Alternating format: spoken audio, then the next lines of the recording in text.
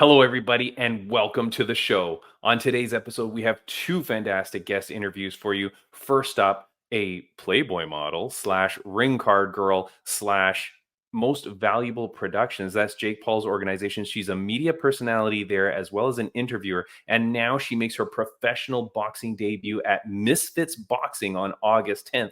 That is Miss Amber Fields. She's up first, followed by a very interesting interview with Mr. Sabah Homasi, the sleek sheik, formerly of Bellator fame. He's got a very weird financial issue that's going on with Bellator. You don't want to miss it. We're following up on a story that was broken by Ariel Helwani on the MMA Hour. I saw it on his Instagram, so we brought him in here to see if there's been any resolution to that. Let's kick it off. I can't wait for this episode. I hope you enjoy it. Follow, subscribe, do all that stuff. Tell your friends this is the best MMA podcast they are not listening to already. Tell them about it. Let's get on with the show. Ladies and gentlemen, welcome to the Fight Insight Podcast. Rain, I have no intro today. You know how I always pride myself on my intros. The reason I don't have an intro today for this guest is because I thought I was speaking to a bot. In all reality, there's no way I thought that we would ever have this guest on our show. I didn't think that I was actually speaking to the real person, but we do. So she's here now. We're going to have her in. She is a ring card girl turned boxer about to fight her very first fight. She works with MVP, Jake Paul's promotion, Most Valuable Promotions. She's a interviewer. She does some great skits, some great introductions, and some great interviews that you can see all over the place. When you see her here on the screen, you will know who she is if you've watched anything recently in combat sports. Rain, I am so excited to have her in. I hope that I can think of some questions on the fly. Rain, bring her in. Please welcome Amber Fields. Hi, everybody. What's going on, Amber? How are you? Wow, what an introduction. Thank you so much for having me. Amber, I'm not kidding. I thought I was speaking to a bot the whole time. I'm like, is this actually Amber Fields? Like, this is really you? And then you gave me a wrong number for a second. And I'm like, this number seems to go towards like somewhere in Europe. And I'm like, I don't think this is right. But you are really, truly the Amber Fields. Yes, it's me. I'm real, baby. Love it. I think Amber, it was like one digit wrong. And I was like, why am I not getting your messages? And things have been crazy lately anyway. So it's been like kind of hard to communicate, but I'm so happy to be here and I'm happy to finally meet you guys. Yeah, thank you, Amber. I'm so excited to meet you because your story is very inspiring. Like you have so much going on about you, but for the people that don't know who Amber Fields is, who is Amber Fields? So I'm just a small town girl, ring girl, model, boxer. I have a lot of different titles, a lot of different names. So I'm just like just whatever, it depends who's asking. You're an interviewer, you're an internet personality, right? You're doing amazing things with MVP. Tell us, how did you get started with MVP? Because you were out there this past weekend at the Jake Paul fight, which was insanity. And how did you get involved with them? Yeah, so I just kind of started from the bottom. They just started their promotion back in 2020.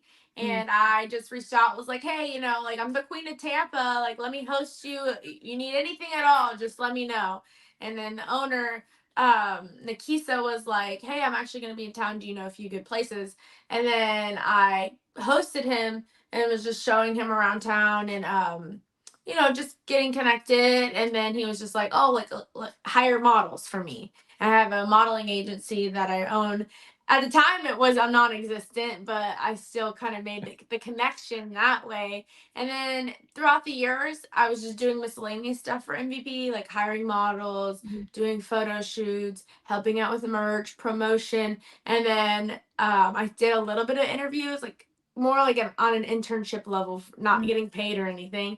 And it was really bad looking back at those interviews, but we've come a long way. And then my boss, Mitch, who's in charge of social media and a lot of other things in MVP, was like, "Hey, I think you would be perfect for this role."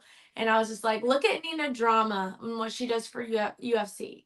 And I was just like, we could do something similar. Like, she used to be in Playboy, and she's more of that sexier side, but she gets the views, and she's very entertaining. And they Right. love the idea. We did a test run in Puerto Rico. It went very well. We had a bunch of viral moments. So they're like, just run our TikTok for us. So that's kind of what I do now. And they're like, "Can you come on full time?" And I'm like, "I really can't right now, but like as soon as this fight's over, like you got me." But they've just been so supportive through this whole thing, you know, because I'm fighting for essentially their competition, which it's like a whole different level of things. But everybody's been super supportive. It's honestly made me a better interviewer.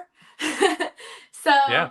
you know, it's been really cool to connect with the fighters on that level because, you know, just being a girl is like, "Oh, I'm interviewing you," but now it's like, "Oh, I had my match." Like, actually, like I'm going through the same some of the same things you're going through, Yeah. and it does make that connection a little bit stronger. So, and I get to see their training and ask them about their training, and they help me get direction to give me good advice. So I feel like being surrounded by these people is making me a better boxer and a better interviewer.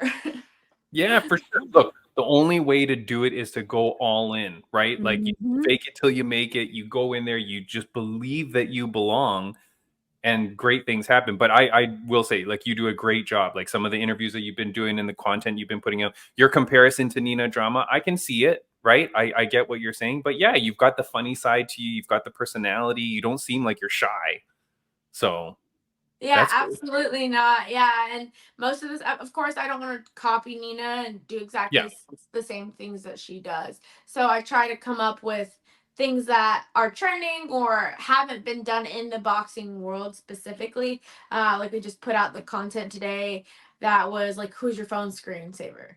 Which I haven't seen it done in the fighting community yet. So it was really fun for me to make. It was cool to see, you know, the who's on their screensaver. You know, you can always tell who has family and kids because usually they're most boxers are very family oriented. I Yeah. feel like they love their family, and so it was really cute to see. And some of them had their girlfriends, some of them had their flag that they represented. Of course, Jake Paul had his new company, W, but he did show me later on. He's like, normally it's Kobe or his girlfriend Yuta, and I was like, that's so cute. Nice, nice. Yeah, yeah, of course. No, I think yeah, all those things are great that you're doing, but now so you're a ring girl, or you were doing that as one of your many things that you do, and then you transition now and you're competing for Misfits Boxing, which is blowing up the scene as well, right? Because Misfits Boxing, everybody knows from the recent Paige Van Zandt versus Elle Brook fight, the promotion is good. Like they're moving things along. And here you are, you're on the upcoming card on August the 10th. And I'm going to put the picture up here. Here you are making your debut against Woo. Leah Gotti August 10th. Do not miss it. It's in Miami, Florida, in your backyard. Yeah, How the heck exactly. how the heck does this come about? Well, I've been training for a year. You know, like you said, I was a ring girl before and just Yeah. wanted to get in this different space. And girls like Elle and Ebony Bridges, who paved the way for us, gave me just insight on how to go this way and like a path. You know, this is the path. And because without them, really, I wouldn't have even known that this would have been possible. And yeah, Misfit is kind of that bridge between these influencers or streamers to boxers, and we're getting those younger generation of fans Yeah. into boxing and also creating new opponents for these professional fighters because some of them you know, they're really great, they're undefeated like Paige Van Zandt or other fighters, and we're creating those matches that get those views that the promotions want. So Right. you know, and now Elle, look at Elle, she's a bunch of pro fighters want her now. Like everybody's like, Mhm. I want Elle, I want Elle, Yeah. and it's like because she's getting those views, and that's you know it's really Yeah. amazing. Talking to her a little bit, you know, she trains every single day, 3 times a day. She's very dedicated, and you know she has the potential to go all the way to the top for sure. So Yeah. No, for sure. Now, okay, here's the thing though, Amber. I've trained with a bunch of people. I see different people when they go to fight and when they get into it, right? The one thing that's going to make you have success or not, aside from coming on the Fight Insight podcast, because that people that come on the Fight Insight podcast, Amber, they have a very high win percentage. Usually I'll tell you that. win. Yeah, like it's a very, very high percentage. But Amber, do you have a killer instinct? Absolutely. I was born with this fire in my heart for sure. I've always been I'm not a fighter because I'm a lover, but I've always had that fiery killer instinct in me. Yeah. Okay. I'm So going to just hold on. I'm going to cut that out. I'm not really going to cut it because I don't have the editing skills, but I don't want to hear that you're a lover. Only killer instinct, Amber. Like this, when you see this face, when you see that face of Leah Gotti, your eyes should be turning red, steam coming out of your ears.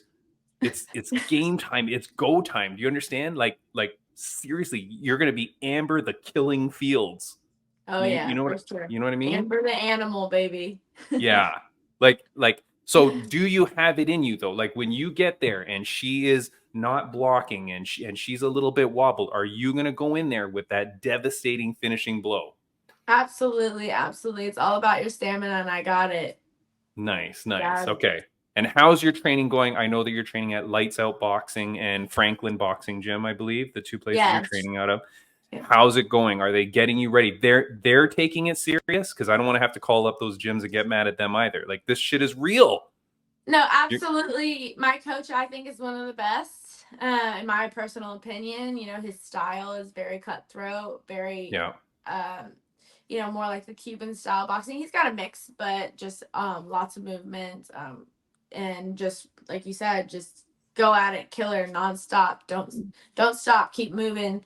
So and yeah, they are taking this very seriously, and we're training two sometimes three times a day leading up to this, or like two gym days and one running, or two gym times and one running. So I'm always constantly training for this, preparing for this fight. So it's crunch time now. So Yeah, seriously, because like what I think is incredible about Elle Brooke is that she is knocking chicks out. Like she knocked Paige Van Zandt to the ground, right? She's actually performing well. And when you say that professional fighters want to fight her, they're not just fighting her because she's getting numbers and because she's going to get views. And they're definitely not picking her because they think she's an easy fight. They're picking her because she's actually proving herself. You know what I exactly. mean? Like she's putting Right. herself out there and she's doing well, and you can tell that she's training because like she is fighting for real, like legit. After you get through with Leah Gotti, what happens after that? We're gonna work our way up to the top ranks of Misfits.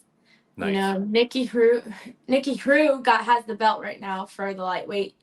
So she's definitely on my list, but I'm just gonna take them out one by one. Nice. Ooh, love Nice. that.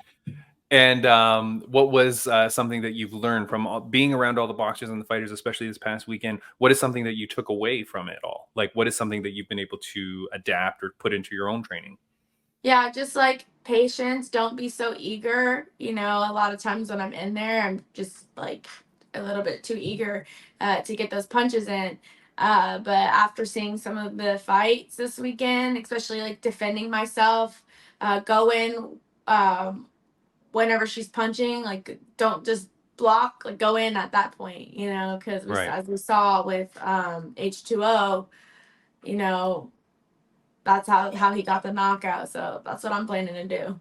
Yeah, that was crazy. Yeah, like that's another great point, right? The fight is never over. That dude was losing Mm-hmm. every single second of that fight. Canadian dude that knocked out that guy. He trains with some of our friends, Rain, that we've had on the show. But I mean, he was losing every second of that fight, never gave up, and then delivers like knockout of the century. I don't like that was crazy. Like face plant, really bad face plant, Yeah. knockout. It was beautiful. But Amber, you've been training like I saw it on your Instagram, and oh, I should put that up there for your Instagram for people that don't follow Amber Fields. Who doesn't follow Amber Fields? But you are at Miss Amber Fields down there on the bottom. If you're only listening on audio, it's at Miss Amber Fields. Go follow her. I did see a video of your training that was from a year ago. It was like from August 2023. And it was like, oh, I just started a month in training. How different are you now compared to that video? Oh my gosh, it's so crazy. Like just looking back at that, I'm just like, wow, I thought I could fight then. It was just so bad. My technique was so bad. Now it's just a complete 180, honestly. So Nice, nice. Good. I'm glad that you're taking it serious. I'm glad that you're kicking butt, right? And that I can't wait to watch this fight. Now, Misfits Boxing, very interesting, like the organization and everything like that. But to get into Misfits Boxing, you had to be someone of some sort of stature. Like you had to have some sort of following, right? That's how this gets in there. People have a problem. I think Mike Bisping today was. Did you guys look and see Mike Bisping? Now we're recording this like a week prior to this video coming out. But anyways, Mike Bisping was trashing a lot on like influencer boxing and influencer fights and stuff like that. I want to ask you a question. At what point do you become a boxer and not an influencer anymore? Or is there, can you ever leave your past behind? Like is kind of the question. you know, in response to that, I would say like boxing was dying. And that's because there was hard to get matches. It was hard to put fighters with each other. And the good fighters, they want a ton of money, and these smaller promotions don't have, or these promotions were going out of business, or just shady things were happening throughout the companies.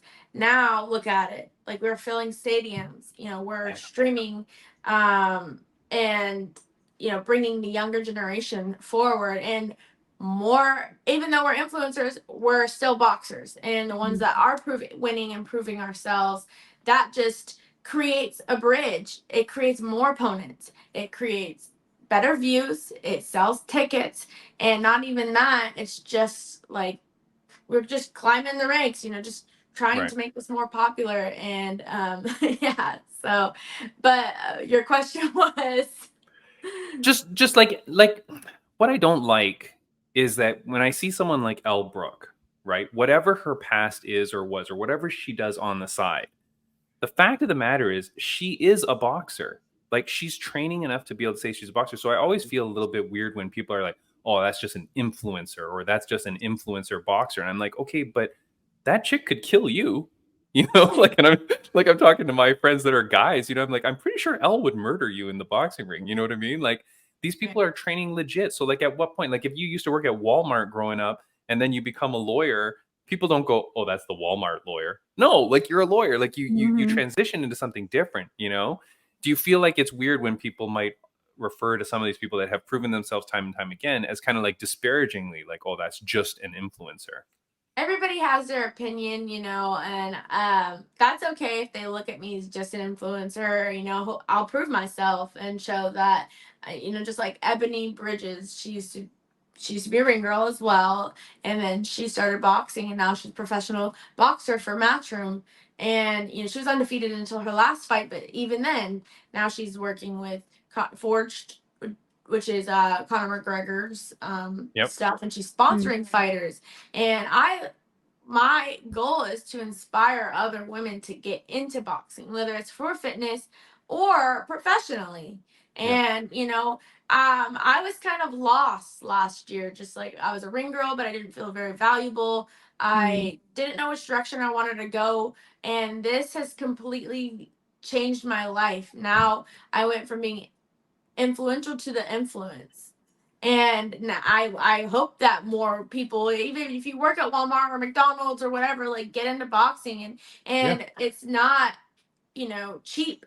The training, all this stuff, it costs a lot of money and a lot of time. Like if you have, I have to give up a lot of my time. And like right now, I could be working most valuable prospects this week, and I just can't do it because I have so much going on, and training takes up all my time. And the purse is good for my first fight, but it definitely doesn't cover what I've put into it. So it's an investment Sure. for sure. But Yep. the community I've created, the fans I've created, and just everything, it's been just so worth it to me. Even my mental and physical appearance, it's just like it's been so worth it that, and what we do on the side of modeling, and stuff like what Elle does, it's we gotta pay those bills, and it's just like, why not monetize it? Why Yeah. not, take advantage of this scene, which is real, and put it into our other lives and things that we have going on, our other businesses and stuff like that. So, I Yeah. just, and I do feel bad because I'm sparring with people, not bad, but like I get what they're saying, because I spar with people that have trained their whole lives since they were 8 years old, and they're still on amateurs. Like I spar with an 18-year-old girl, and she's been training her whole life. She's got her first amateur match, and it does feel a little bit unfair that I get to skip her and go straight to pro, but it just is what it is. I have nothing to do with that. I'm just trying to take advantage of what I have created my whole Yeah. life and turn it into something beautiful and inspirational, hopefully. Yeah. No, I get what you're saying. And of course, that is one of the arguments that people make, right? Is that these influencers are coming in and taking these spots. Guess what, dude? You weren't going to get that shot. If Amber Fields didn't exist, right? That kid at the gym, at my local gym or whatever, wasn't going to get that shot on Misfits Boxing, right? Mhm. Like this whole avenue has been created because of all the work that you guys do and put in. You know what I mean? So it's weird. Like I can see where people stand on the line, and depending on the day, if you look at my Instagram, Amber, sometimes I'm going to be yelling at you, and sometimes I'll be on your side. So it depends. It depends on how I feel. But um, what do you say? Because I'm a commentator for Fight League Atlantic out in the East Coast Canada. It's an MMA and a BJJ organization. There's young fighters out there, and sometimes when I'm looking at them, their Instagram, it's not happening. Like there's not a lot going on. How important, you got to tell people, because they're going to listen to you more than they'll listen to me. How important is it for you to brand yourself and put out some sort of stuff into the world, into the ether, on your Instagram, on your whatever, to kind Yeah. of build? Yeah, it is crazy that people look at my following and it's more important than what's in my bank account, honestly. And it does feel like, but this is just society these days. Like this is what Right. the world has turned into. We're too far gone, and whatever is the past is the past. But like if you look at anybody who's getting fights, even not even in the influencer, but just professional, they have followings, they're making noise, they have good social media strategies, they have teams of people. And I try, the girls I work with at least, just to come up with fun concepts, like getting them used to, because there's a learning curve with this, like trying to figure out Yeah. TikTok, Instagram. And it probably took me about 2 or 3 years to even, I don't even know I'm faking it still, just trying to learn as I go. But just like, it's so important to have that space online, not Yep. just in social media, but just Yep. online, period. Doing interviews, getting articles written about you. Amanda Serrano, she doesn't have a phone. So she has her team run her social media. So, like, it's just crazy. I don't even know how she does it, but she doesn't have that, but she's still in my opinion, the number one female boxer right now. Right. And so it's just important to have that online presence and continue making content and getting talked about. If you're a boxer, I think it's really important because mainly everything is streamed online. It's not like a TV show on Netflix where you can just like it shows on Netflix. Like you have to kind of do it Right. yourself. You got to be a Yeah. hustler. You got to keep hustling. You got to keep producing content. It's never ending. It is. It's not. And you're right. Like I don't like when you say we're too far gone. Like yeah, this is the world we're in now. So like if you want to be like, well, shit, that person's getting that opportunity because they post more on Instagram or whatever, you go post more on Instagram, you idiot.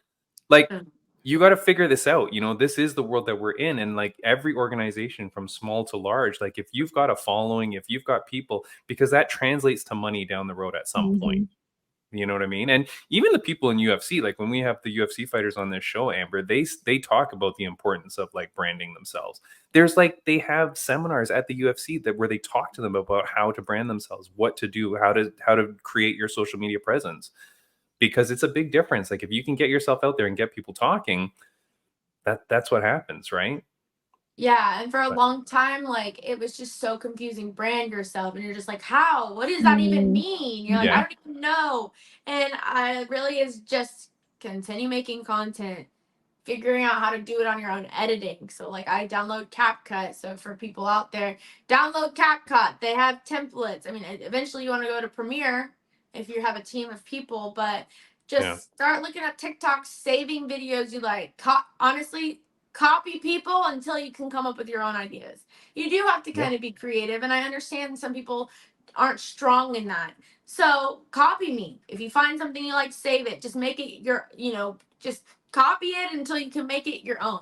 Like I'll find something in maybe the skating community, and I'm like, oh, that's funny. Like, maybe I could apply that to my boxing life. And um, it's not just about content talking. It's about being a personality, and some Mm. some people are not comfortable with that. So I yeah, understand that, but then maybe you just get a team of people, get a videographer, and I know that comes out of cost. So it's just hard. It's a long process and yeah. branding, you know. Yeah, no, it is. That said, I'm changing my Instagram handle now to Miss Amber Fields 2. And that way I'll suck in some fake followers, you know. Um, hey, here's the thing too, though. Like, I'm so happy to meet you, Amber, and you're so well spoken, and obviously I Mhm. could see that when I was researching you. But like for fighters too, you know, and if you have fighters at your gym that want experience, like speaking on a mic or being interviewed, tell them to hit me up. I'll have them on the podcast anytime, right? Like if you want to promote your local fight or something like that, anything helps, right? It's all like you said, it's putting in the reps, right? Yeah. You got to put it in. I don't want to let you go without talking about the very cool thing that you're doing about your purse, though. And I heard about it, and I know you've said it before, but for the fans, viewers, and listeners of the Fight Insight podcast that didn't hear, tell us about what you're doing about your purse. Yeah, so I'm donating all the profit from it to go towards the Children's Cancer Center here in Tampa, and also my nephew's foundation, or not a foundation, but fundraiser Mhm. to help his fight against leukemia.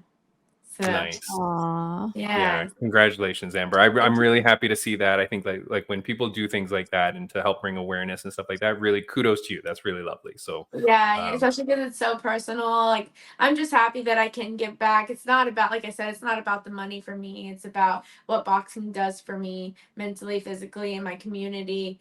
Um, so like I'm happy to give back, and especially to a cause that I'm so passionate about. yeah, He's no, 4 years old, and he's my only nephew, so I am super close with him. We talk every single day. very nice. That's Yeah, awesome. And what's his name? Sterling Fields. Sterling. Sterling. Yeah, Oh, Oh. that's a strong name. That's a cool name. Very it nice. All right. Well, is. Sterling Fields, we're supporting you and cheering for you on as And well, my friend. I'll come over after training, or I'll leave, go to training. So like he started picking up on it, and he says that I'm Princess Peach going to fight Birdo. And Birdo is a Mario character with like a big nose. I think maybe Yeah. he's overheard us talk about, I don't know, like where we just joke around, and me and my family and my coach say we're gonna break her beak. Leah's obviously a beautiful girl, but it's just just all fun. and Yeah. Yeah. um and he says that, so I always joke around with him. I'm like, Auntie's got to go train to fight Birdo. So we're playing Super Smash Brothers and Mario Party and all the Mario games right now. So Nice, nice. Well, that's wonderful. I'm again really proud of you for doing that. That's awesome. Rain, I don't want to keep Amber too long. Is there anything that you wanted to ask her? Oh yeah. Amber, you've worn so many hats in your career, right? And then you talked about how, you're basically a boss lady. Like the way you talked about what you've done so far in your career. Could you rank maybe your top three favorite things that you've done in your career? yeah, I mean, of course, be working with MVP in this fight. But I think I got Ring Girl of the Year in, was Ooh. it 2023? And that was amazing. That was super fun. I'm really proud of my Ring Girl business. It's growing. Um, all the models I have under me, I love just kind of showing them the path of like how the right thing to do, and treat each other with respect. I also like flip houses, and that's like one of my main passions. Yeah, and God dang. yeah, so I started when I was 20 years old. My family does it. My whole family is like contractors and all this stuff. So Wow. yeah, I bought my first house when I was 20, and that's kind of what makes me be able to focus on this boxing and everything is like I can just make my own schedule Mm. and do that. I won when I was younger. I used to do a bunch of pageants, and I won like Miss Wing House, which is like Hooters, and that was like my first big pageant win. I've won a little few of them throughout the year, but that was super cool. It put me on the calendar and like all over the restaurants, and that was really fun. That's kind of what started kind of this whole thing of That's amazing. modeling. Is I was working at Wing House, and if you're from Florida, you already know what I'm talking about. It creates us. Did you ever go back and like sign those calendars? Put your Yeah, autograph there. I think I even I was like, wait, I have one right here somewhere, but I don't know what it's at the moment. I like kept Do you one for nostalgia. do you leave a wing house calendar in every house you flip after you sell it? And then there's a little wing house calendar. Like there's the girl I bought the house from. That's so funny. No, but I was in Playboy March 2023. I was at Playmate. Uh-huh. And Nice. I have a ton of those magazines that I would like give out or sign them. And I literally have like a box full. They sent me a box of them. So that was really exciting. And then now That they're bringing back the Playmates, and they're starting the magazine back up, the American magazine. like a print And magazine? the American. No, but in print? Like they're gonna print Oh, it yeah. again? Yep. And we're Oh, doing okay. events Oh. again. So I'm on the Playboy team, which is exciting. Just because I've always looked up ever since I was young, like way I was a teenager and I used to be like, I want to be a Playboy model, blah blah blah. I know it's crazy to say, but I manifested it. Yeah. That's crazy. That's Amber, amazing. geez Louise. Okay, let's change this podcast to a 6-hour podcast so we can go through all your accomplishments.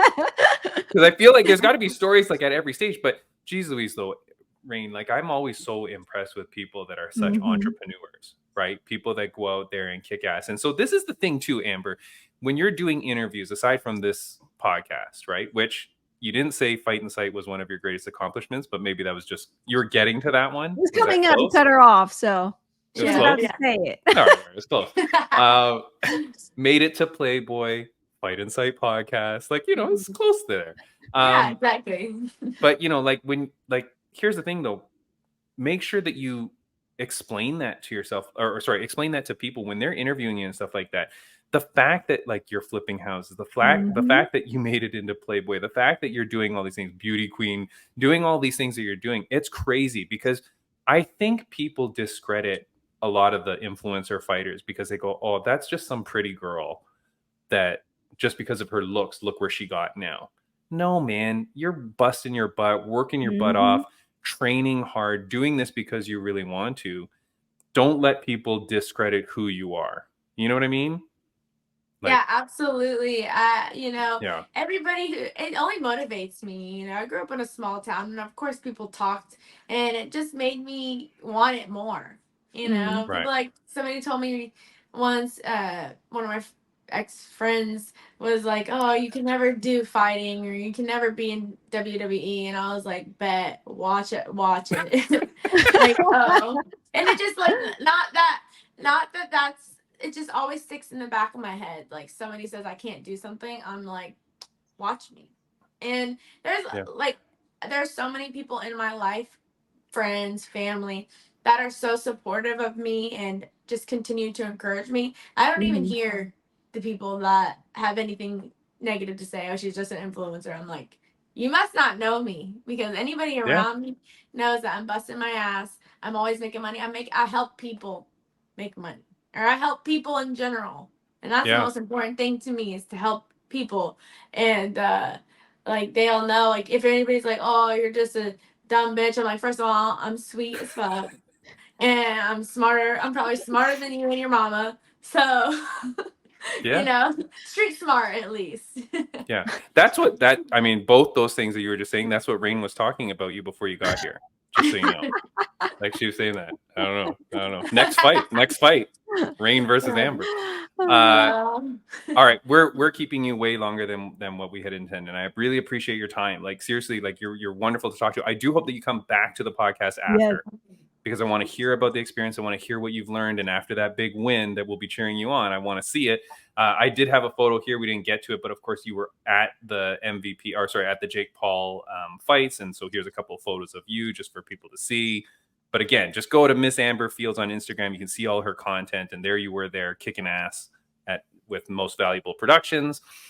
There's one question that I always ask people on the podcast. I want to ask it to you. It's a question that my mom used to ask me almost every day of my life growing up. So I want to ask it to you, Ms. Amber Fields. On a scale of 1 to 10, how happy are you? 9.8. Oh, very nice. Very nice. Do you want to explain it at all? What's going on? I mean, everybody goes through challenges, and I'm not going to sit here and pretend like, oh, like everything's perfect, because, obviously we go through things, but like just like I said, my support group and everybody, if I ever have those days, everybody has those days. Everybody makes mistakes. No, I'm just kidding. That's all. Okay. No, but mainly, I'm happy with my friendships. I'm happy in myself. I'm happy in my family. Like everything is just, I live in the water. I'm a diver as well. So if I ever have those days, I'm in nature. I'll go, I'm on the water, I'm in the boat. I mean, it's really hard to be sad when Earth is so beautiful. So yeah, That is true. yeah. Too happy, too good of a person, Rain. Amber, we are cheering for your success. You understand? We want you to kick butt at Misfits Boxing. We want you to go out there and make a splash into that division. Get a knockout. Be mean, Amber. You are way too nice. I'm worried. You got to get mean, get serious. I don't want like no smiling, no nothing. Enjoy the moment and soak it all in, because your debut only happens once. Enjoy the moment, enjoy it all. But you've been there before. You've seen the lights. You've been under there. You're used to having the attention put on you. But now you got to go out there and kick some butt and get that big win. All right. Yeah. Do I that. definitely have two sides to me, and it's game face. It's game face. But Yeah. I will for sure. And thank you so much for having me. Yeah. Think about those days when you're competing in the Wing House beauty pageants, and you had to smack some of those chicks around to win that crown, I'm sure. Right? Exactly. So yeah, do what you got to do. All right, Amber, thank you so much for joining the podcast. We really, really appreciate it. Is there anything that you want to say lastly to people watching and seeing you here? Yeah, so my fight is August 10th with Misfits, against Leah Gotti in Miami. If you're there, come out. If you can stream it on DAZN or YouTube. But just cheer me on. I have some merch coming out that you guys can purchase to support, of course. And thank you guys again. All right. Thank you so much, Amber. It's lovely to have you. Best of luck. Go kick butt and all the things that you do. And we will see you on the podcast again. All right. Thank you. Let's go, baby. I like it. See you later. Amber. Bye. Bye. All right. That is Amber Fields. Hi again. She's back. Hi again. Bye. Thank you. All right. That was our interview with Ms. Amber Fields. Thank you so much, Ringside Rain, of course, for being there. She's not here with me now as I'm recording and as we get into the Sabah Homasi interview, but that was a crazy one. I can't wait to see what Ms. Amber Fields is able to do. Please make sure that you go follow her and follow that journey, and be sure to check out Misfits Boxing on August 10th. Now, before we go on with our second interview of the day, I want to do some Friends of the Podcast update, as we always do. First up, make sure you go check out RageWorks Podcast Network. That's where you can find other great audio podcasts such as ours. You can find them at rageworksnetwork.com. Next up, FLA 16, Fight League Atlantic 16. You don't want to miss it. Saturday, September 21st in Pictou, Nova Scotia. Get your tickets now. Go to fightleagueatlantic.com. If you can't be there in person, at least buy the pay-per-view. You want to hear this guy doing the commentary, and you want to see some of Canada's most incredible athletes, young athletes, putting everything on the line in an incredible promotion. FightLeagueAtlantic.com. Don't miss it. Shout out to some of our former guests. Jad Messon Wong. She's got her title shot coming up at BKFC. This August 3rd, Saturday, August 3rd in Sturgis, you've got Britton Hart versus Taylor Starling as the main event for the BKFC Strawweight Women's Championship. You don't want to miss that fight. That is crazy. Khalil, the real Pearson. He's a good friend of ours, of course, from Up Next fame. He just fought at Lights Out 18. Congrats to that dude. He had the Fight in Sight logo on his shorts. So thank you very much, my friend. Smiling Sam Alvey defended his heavyweight karate combat championship. What the hell? That guy's career has taken off ever since leaving the UFC. I'm so happy for that dude. Modestus Bukauskas, Modi B at UFC 304 this past weekend. He gets another victory to go bounce back. Dude, I'm so happy for him in front of that home crowd for him as well. So congratulations to Modi B. All right, let's get on with the show. Of course, if you're here because of Amber Fields, thank you so much. If you're here because of Sabah Homasi or because you want to figure out about what's happening with Bellator, appreciate it. Follow and subscribe to us as much as you can. Please tell your friends. As I said at the top of the show, it's the way that we grow is by you letting other people know that we exist. So thank you so much for that. Let's get on with it. We're going to go to a welterweight fighter who has had a crazy issue going on with Bellator. You may have heard it before, but I'm going to let him tell you all about it. He's a very cool dude, and I'm wishing him the best. Check out this interview. Leave some comments as to what you think is going on with this. But let me now introduce you to the sleek chic, Mr. Sabah Homasi. Hello, sir. How are you?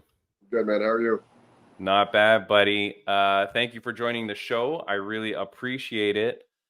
No problem, man. Thanks for having me on. Very, very weird story. I know you were on your Instagram talking about saying that you wanted to get the story out. For those that didn't hear about it, do you mind if you just kind of briefly talk about what we're dealing with here? Yeah, I mean, long story short, man, after my fight in Dublin, I fractured my orbital in that fight, and turns out I needed to get a plate in my eye. So I needed surgery. I put a plate in there and a couple screws, and Bellator informed me to go ahead and pay for the surgery, and they were going to go ahead and reimburse me. Well, here we are, almost a year in, and still haven't been reimbursed. So it's okay. So this is what I didn't know, because the last we heard about it or saw about it really was maybe about a month ago. Dustin Poirier was on the MMA Hour, a good friend of yours and a training partner out at American Top Team. Right. And he took it upon himself. And I like, what a stand-up dude, man. He took a moment, took a moment in his interview to kind of speak out for you and say, like, hey, I want to put this out there. Right. I thought for sure after that kind of public pressure, you know what I mean? Like for essentially hitting everywhere, that they might do something. What happened after that? So Ariel Helwani went ahead and asked Don Davis, what's going on with that situation. And he went ahead and pointed the finger over to Viacom, which was the previous owners of Bellator. I honestly don't know whose hands it falls into, but when we were in Newark for Dustin's fight, my manager hit me up, or Chris Creech did, and he's like, hey, I'm going to email you a form. Go ahead and fill out that form so they could wire you the money. So I said, okay. I was like, we're moving along here, So I went ahead and I filled out that form, and that was, we're 2 months ago now. Yeah. So 2 months in, I still haven't been reimbursed. My manager, Brian, he's on top of it. He keeps touching base with the guys to see where we're at with the reimbursement. And supposedly it's in the insurance's hands, and, they're going to go ahead and reimburse me. But how much longer? It's been 2 months since I filled out that form, with my banking information so they could wire the money. And still nothing. That's some total bullshit, man. This is, normally it would not take anything like this, right? You've been a fighter for a long time. You've been around, done it all. Strikeforce, UFC, Bellator. Have you ever come across a situation where they need you to fill out the old T4400 before get your money? Never in my life have I ever had to. Never have I been through anything like this, and never have I had to fill out these forms and whatnot. It's like, all right, I get it. You want me to give you my routing number and account number so you could send over the money. Sure. You have my address. You could mail a check. It's like, whatever. Okay, you want to wire the money? Cool. I'll fill out this form. But here we are 2 months later, and I still haven't been reimbursed. So I don't know, man. I guess it's just a waiting game right now. So we'll see. We'll see what happens. Yeah, dude. Okay, I had no idea because we didn't talk about it beforehand. I'm really sorry to hear that it still hasn't, finished up. But like what?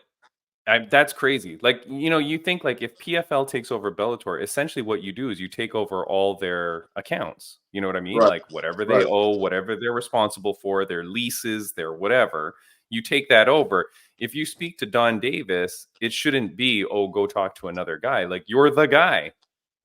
Right. Who else are we going to talk to, But, this is what we've been dealing with, It's kind of, we've been dealing with them pointing the finger back and forth at each other. Do you know if this is happening to any other fighters now? So from what I know, it is. I don't know to what extent. Like, I don't know how much money they owe, to everybody. But I don't know what the difference is between them is either, because in the past, I've had Bellator say, go ahead and pay for this. We're going to reimburse you. And so I had no issue paying for the surgery, Right. But in this situation, I haven't been reimbursed. It was literally like in the past, I'd pay for something, and then within a week, 2 weeks tops, I'd have a check in the mail. Here's a reimbursement.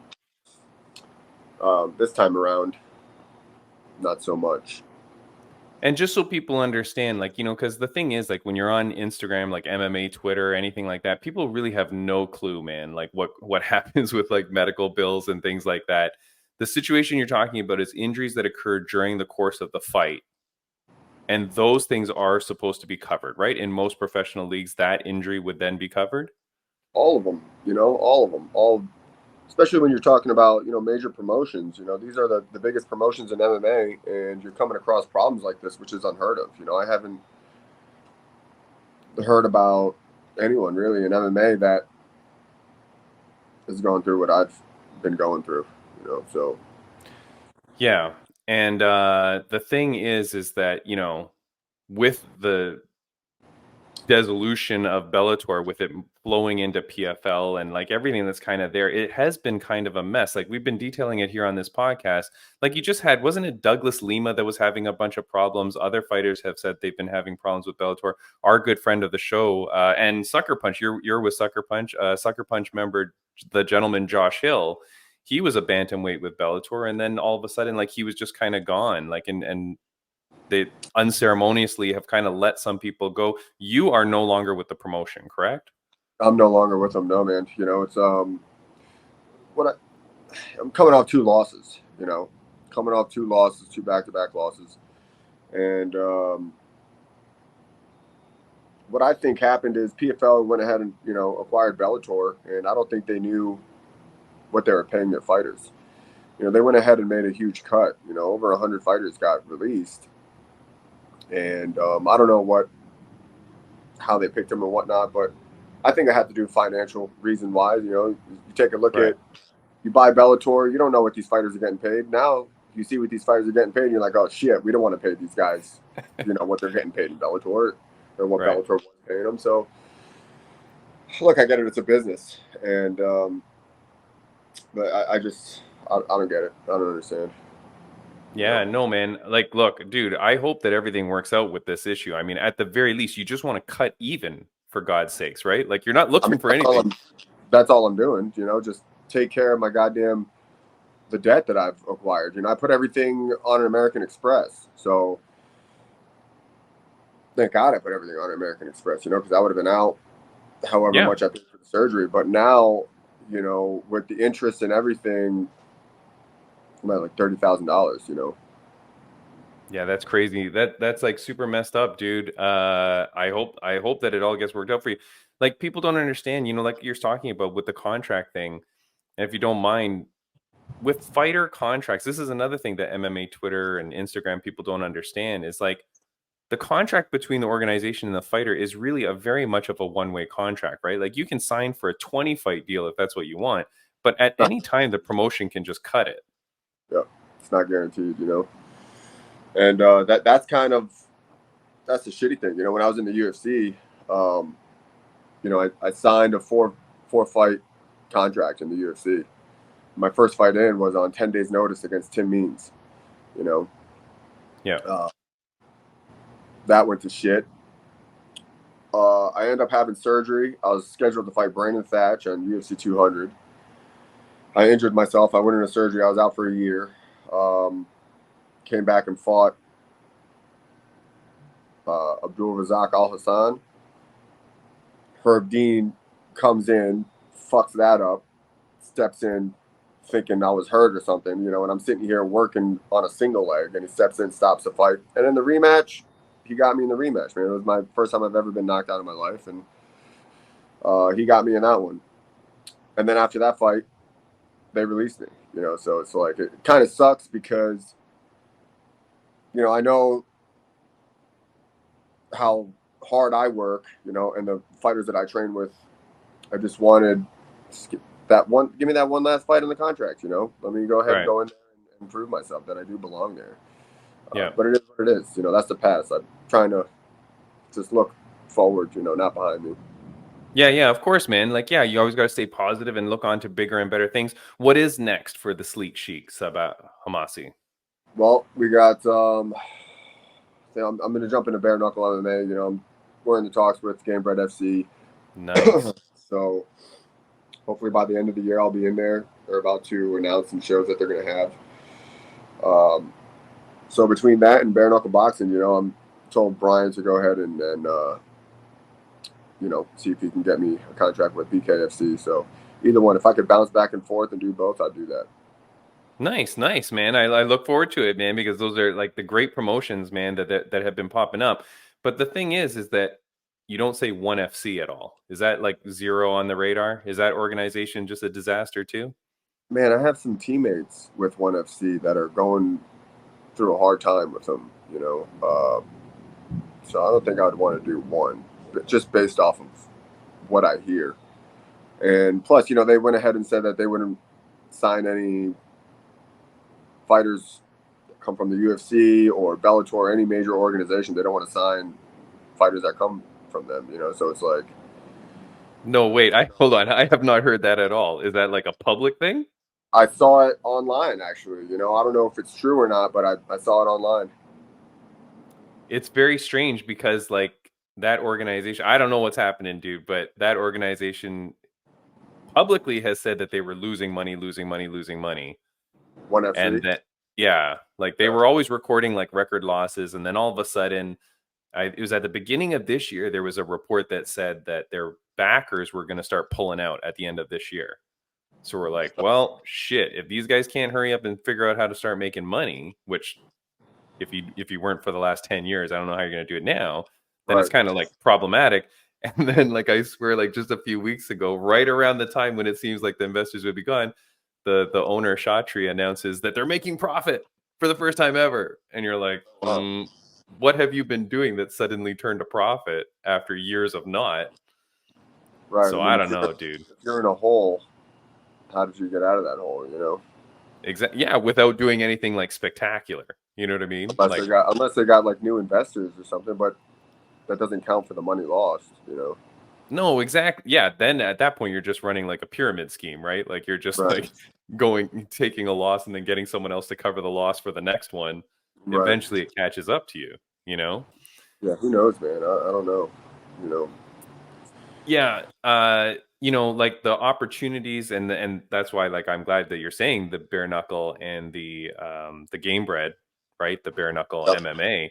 But like in reality, man, like is it a little bit strange now like with Bellator being gone, there really is like a hole in the market, no? Like there's not that many?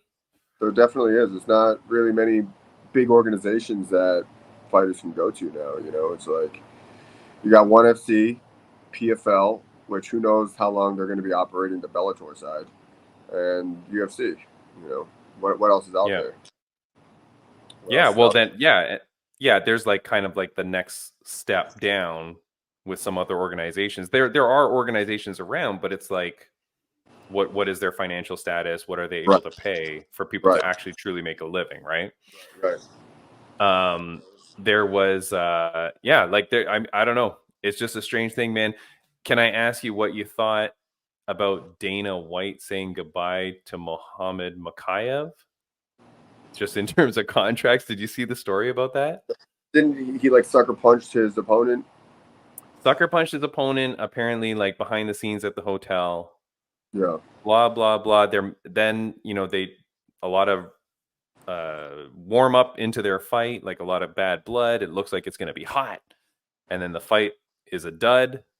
And then at the end of it, Dana White goes and publicly says that they're really not going to re-sign the dude. But then he alludes to other issues. Like he doesn't say like, "Oh, this fight was so bad, I'm going to get rid of this guy," but he talks about other things. Me and everybody's like kind of like, well, what the hell are other things? It can't just be punching a guy in the hotel. Right. And I just want, yeah, and I just wanted to ask you, like, like as a fighter, how much of your personal behavior, like behind the scenes, do you think can get you in trouble with a contract? I'm sure they don't want guys running around acting like idiots, because imagine if there was no disciplinary actions on what he did. Now you got fighters going around sucker punching people left and right, and doing things out of the norm just to get some attention. So maybe that's why maybe he doesn't want to come out and say, "Oh, I released him," for sucker punching him. He's just going, "Oh, there's other reasons," At the end of the day, I don't know. That's his decision, and I'm assuming that sucker punching him maybe had something to do with it.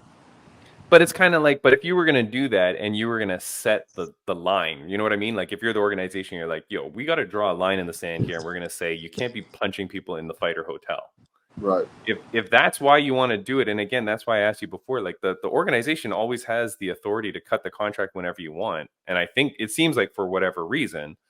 So like if you wanted to say, hey guys, no more punching people in the fighter hotel, then wouldn't you say that out loud so that everybody else goes, oh shit, okay, I don't want to lose my contract here. Well, maybe everyone got the point, Yeah, without saying it. Right, pretty much. I mean, do they have to say anything, really? But who's to say? Maybe that wasn't it. Maybe there are other reasons. You truly don't know. Yeah. But I don't know. It's like maybe it's like, okay, maybe don't cut him, maybe fine him or have other disciplines out there, but releasing a fighter, why? Yeah. Why are you going to drop him? Yeah. No, I hear you, man. What about, we talked about Dustin Poirier being a good friend of yours, right? And I really appreciate the way that he spoke up for you, like I said before. When you have those kind of friendships in the gym, have any friendships ever gone sour in the sense of this one that I'm going to put on the screen, which is good old Sean Strickland and Curtis Action Man? Did you hear what happened with these two guys? I did not. You don't know? No. They're going. So apparently they've broken up. They are no longer friends. And Curtis starts to go. What's Curtis's last name? God dang, I can't. Action Man. Chris Curtis. Yeah. Right? Yep, So Chris Curtis posts on Instagram that they are no longer friends or something like that. And then Sean Strickland starts posting on his Twitter. I'm putting it up here. Me and Kurt aren't friends anymore. Come back, Kurt. I'll be nicer. And then they've been going like kind of like on Twitter. Both of them have been posting about like that they're just not friends anymore. Chris Curtis is trying to stay pretty polite and saying, I don't want to talk about it. Sean Strickland is saying, hey, we tried to, he wanted me to drill with him. I just wanted to spar. Then he turned into a bitch, blah, blah, blah. Like, how Sean is. Yeah. And like his apologies are like very backhanded because they keep calling him names while he's apologizing. Right. But have you ever seen a scenario, man, where like people in the gym just slowly are not working together anymore, and you're just like, yo, I cannot deal with this anymore? I mean, I've seen some scenarios in the gym. Sure. I mean, I've never experienced something like that, because I'm very respectful with my teammates. It's of course I have buddies that we joke around with and stuff like that, but it never ruins a friendship or anything, you know, or even, yeah, no, I can't say that I've had anything like that in the gym. And I've been at American Top Team since 2008, you know, so Yeah. been there a long time, and pretty much the relationships I've built with guys I still have. It's not, I'm super close with the people that are in my circle. Right, right. No, that's good for you, man, because look, some of those things are really messed up and weird. That's what's going on. But yeah, man, like I really appreciate you coming on the show. I really just wanted to ask you about the scenario. I was really hoping that there was some sort of finality to it, more than that you're just filling out the form. But I mean, I really do hope that this all freaking gets settled for you, man. You and I both. So hopefully it gets resolved soon, man. And once it does, you know, I'll let people know. Once it, yeah, once it does, you signing back with Bellator again, or are you like, yo, that ship has sailed? I'm not going to risk this crap I anymore. don't know. I can't. I don't know. I can't. You know, speak that far. I don't know. As of right now, you know, like I said, we're most likely going to be signing with Cambridge FC and hopefully BKFC as well. You know, and I could jump back and forth between both, but we'll see what happens. You know, just one thing at a time right now. And honestly, man, I'm just excited to get back in the cage and fight. It's been September will be a year since I last fought. You know. Yeah. So, yeah. Too long, my friend. Too long for the sleek chic to be sitting down. Right. We got to get you in there for some action, man. Thank you so much for joining the podcast, my friend. I really appreciate it. I appreciate the opportunity to talk to you. Just know that there are people out there, man, that are freaking rooting for you and that they're cheering for you and that they're really pissed off with this scenario for you and hoping that everything sorts out. Yeah, man. I appreciate it, man. I appreciate everyone. Everyone's great, you know, especially the fans that have been supporting me for years and stuff like that. So it's all good. Definitely, man.